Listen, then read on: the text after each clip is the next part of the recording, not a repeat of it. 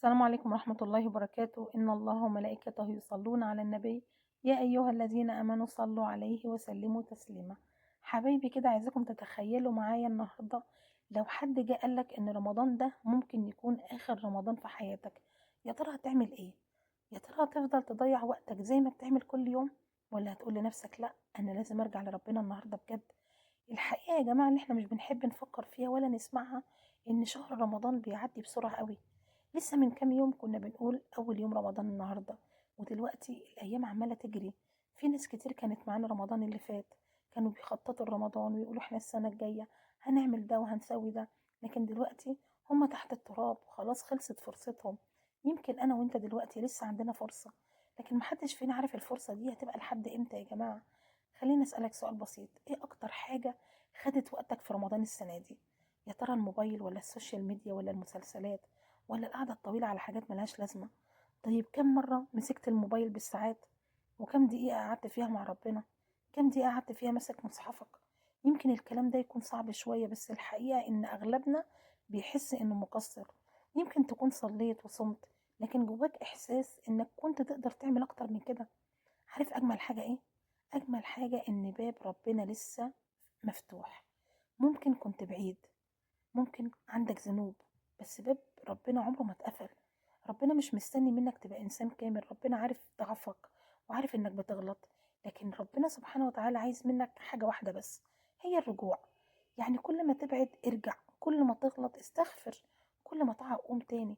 أخطر حاجة يا جماعة ممكن تحصل للإنسان مش إنه يغلط، أخطر حاجة ممكن تحصل له إنه يتعود على الغلط، يبقى قلبه كده مش حاسس بأي حاجة.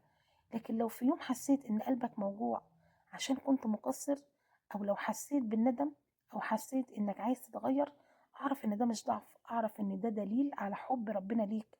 أيوة والله، يبقى كده ربنا بيحبك، لأن ربنا لو أراد إنه يبعدك كان ساب قلبك قاسي، لكن لما يخلي قلبك يتألم يبقى بيدعوك ترجع له. في رمضان بالذات الفرصة بقى أكبر بكتير. تخيل إن ربنا سبحانه وتعالى في كل ليلة من رمضان بيغفر لناس كتير، بيقبل توبة ناس كتير، بيعتق رقاب ناس كتير جدا من النار. مين عالم يمكن اسمك يكون ما بينهم النهاردة، بس انت محتاج خطوة، خطوة بسيطة بس من قلبك، ركعتين كده في آخر الليل، دعوة طالعة من القلب، صدقة بسيطة، كلمة، كلمة استغفار. كلمة استغفر الله اللي بنقولها بسهولة دي لو خرجت من قلب صادق ممكن تمسح ذنوب سنين كتير جدا. ممكن انت شايف نفسك مقصر، ممكن تكون شايف انك عملت ذنوب كتير، بس صدقني مفيش ذنب اكبر من رحمة ربنا ابدا. مفيش حاجة اسمها خلاص مفيش امل، طول ما انت عايش لسه الفرصة قدامك. يمكن اللحظة اللي انت بتسمع فيها الكلام ده هي اللحظة اللي ربنا بيقولك فيها ارجع لي، ارجع قبل ما الايام تخلص، قبل ما رمضان يعدي ويخلص ويفوت. رمضان فرصة يا جماعة ممكن ما تتكررش تاني. ابدأ من دلوقتي، مش بكرة، دلوقتي.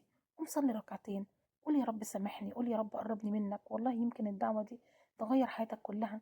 يمكن بعد سنين كده تبص رمضان اللي احنا فيه ده بالتحديد السنة دي وتقول رمضان ده كان بداية التغيير في حياتي. قوم كده وارجع لربنا وقول يا رب، يا رب توب عليا، يا رب اغفر لي وسامحني، يا رب خذ بإيدي إليك أخذ الكرام عليك. لو وصلتوا لحد هنا يا جماعة واستفدت بأي كلمة أو أي معلومة أو أي شيء، ما تنسانيش من صالح الدعاء، واوعى تنسى تصلي على حبيبك النبي. شكرا جدا، والسلام عليكم ورحمة الله وبركاته، وكل عام وانتم طيبين وبخير.